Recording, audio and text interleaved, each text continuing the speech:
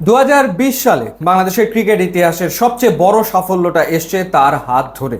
আকবর আলীর নেতৃত্বে বিশ্ব মঞ্চে যুবারা বিশ্বজয় করে, বাংলাদেশ আন্ডার-19 ওয়ার্ল্ড কাপে প্রথমবার চ্যাম্পিয়ন হয়।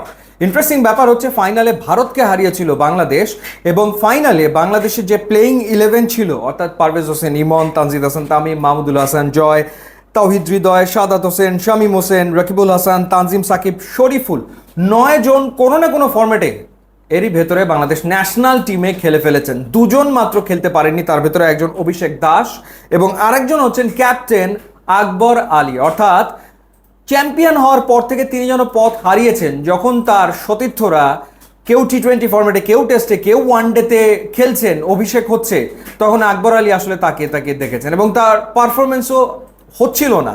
কিন্তু তিনি হাই পারফরমেন্স ইউনিটে ছিলেন, ঢাকা প্রিমিয়ার লিগে খেলছেন, বিপিএলও তিনি খেলেছেন, খুব একটা ভালো পারফর্ম কোথাও তিনি করতে আসলে পারছিলেন না। ইনফ্যাক্ট সবশেষ যে ঢাকা প্রিমিয়ার লিগ, সেখানে 12 ম্যাচে 136 রান করেছেন, মাত্র 22.66 গড়ে, কোনো 50 তার নেই, হায়েস্ট হচ্ছে 35। এবং বিপিএলে এখন পর্যন্ত তিনি 27 ম্যাচ খেলেছেন, যেখানে তার গড় হচ্ছে 17.46 এবং বিপিএলেও কোনো 50 দেখা তিনি পাননি।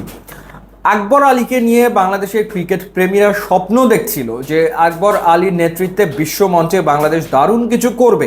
সেই সম্ভাবনা তিনি দেখিয়েছিলেন বয়সভিত্তিক পর্যায়ে যুবাদের বিশ্বকাপে, কিন্তু কোথায় যেন কোনো একটা গড়মিল হলো এবং খেই হারিয়ে ফেললেন আকবর আলী।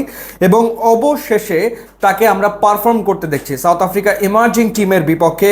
দারুণ ইনিংস খেলেছেন তিনি, 131 রানের একটা ইনিংস খেলেছেন, 110 বলে 14টা চার, 2টো ছক্কা তিনি হাঁকিয়েছেন এবং একটা হাই স্কোরিং ম্যাচ ছিল। সাউথ আফ্রিকা প্রথমে ব্যাট করে 332 রান করে, বাংলাদেশ করে 322 রান, 10 রানে বাংলাদেশ ম্যাচ হেরেছে। এবং এর আগে যে প্রথম ওয়ানডেটা বাংলাদেশ জেতে, সেই ম্যাচেও কিন্তু 24 বলে 41 রানে ঝড়ো একটা ইনিংস খেলেছিলেন আকবর আলী, 4টা চার এবং 2টো 6 মেরেছিলেন। 170 স্ট্রাইক রেটে তিনি ব্যাট করেছিলেন এবং বাংলাদেশ 301 রান চেস করে জিতেছিল। সিরিজে এখন 1-1 সমতা, দেখা যাক শেষ ম্যাচটায় আসলে কি হয়। এবং যেটা বলছিলাম যে এটা একজন ক্রিকেটারের জন্য অবশ্যই হতাশার, কারণ বাংলাদেশের ওই টিমটার 9 জন এরই ভেতরে ইন্টারন্যাশনাল ক্রিকেট খেলে ফেলেছেন বাংলাদেশের জার্সিতে। আমরা যদি ইন্ডিয়া টিমটার দিকে তাকাই, সেই টিমে ইয়াসভি জয়সওয়াল ইন্ডিয়া টিমে জায়গা করে নিয়েছেন, তিলক ভার্মা তিনি খেলেছেন, এরপর রবি বিষ্ণুই খেলছেন, ধ্রুব জুরেল তিনিও আসলে খেলে ফেলেছেন, যিনি ক্যাপ্টেন ছিলেন ইন্ডিয়া টিমের।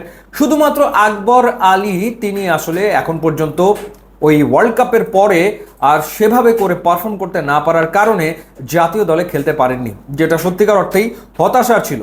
সো এইবার আমরা আকবর আলীর পারফরমেন্সে সেই ঝলকটা দেখতে পাচ্ছি এবং নিশ্চয়ই আকবর আলী চাইবেন এই ধারাবাহিকতা আসলে ধরে রাখতে। খুবই গুরুত্বপূর্ণ, তার প্রতিভা নিয়ে কোনো রকমের কোনো সন্দেহ আসলে নাই। দারুণ একজন ক্রিকেটার এবং তার ভেতরে নেতৃত্ব গুণ আছে, সেটা তো আমরা সেই বয়সভিত্তিক পর্যায়ে দেখেছি। এখন আসলে তার ধারাবাহিকতা বড্ড প্রয়োজন। ধারাবাহিকতা তিনি যদি ধরে রাখতে পারেন, এমার্জিং টিমে তিনি খেলছেন, নিশ্চিতভাবে এখানে ভালো পারফর্ম করলে বাংলাদেশ এই টিমেও তিনি খেলার সুযোগ পাবেন। সেখানে পারফর্ম করলে তারপরে নিশ্চয়ই বাংলাদেশ টিমে তাকে বিবেচনা করা হবে নিশ্চয়ই কোনো একটা সময়।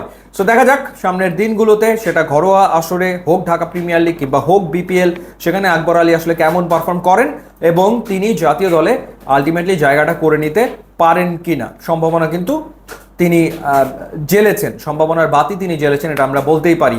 ইউটিউব এবং ইনস্টাগ্রাম লিঙ্ক দেওয়া আছে, আপনারা যোগ দিলে খুবই খুশি হব। And thanks for watching.